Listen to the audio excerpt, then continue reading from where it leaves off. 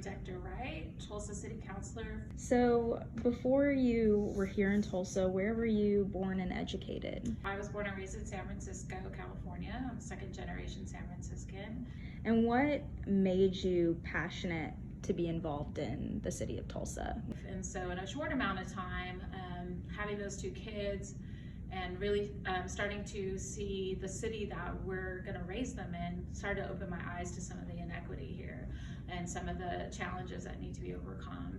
Who or how do you collaborate with other individuals to realize your impactful work? So we are certainly working with the mayor and his team in cooperation constantly.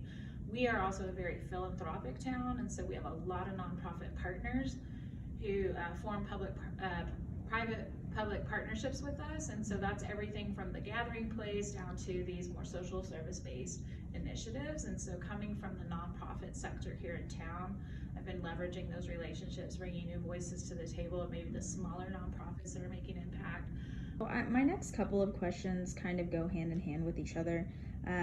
The first one kind of starts with other creators and city organizers that have worked on overseeing projects that have influenced you, people that you look up to in your own work. City Lights Foundation, every Thursday night they bring their ministry out under this bridge where we have a high density of homeless and people in need. So even if they're housed, they may have other needs. And so that's really taken off, and it's touched a lot of folks across the city, not just the folks that are being served, but the folks who come out to serve. So I think they were telling me that they have 300 volunteers on a regular basis that come out and do this work every Thursday.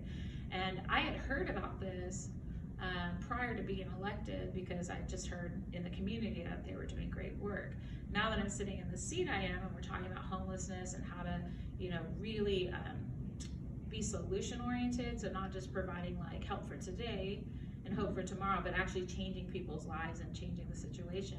What are some key life experiences or jobs that you've done that have kind of formed who you would say you are today?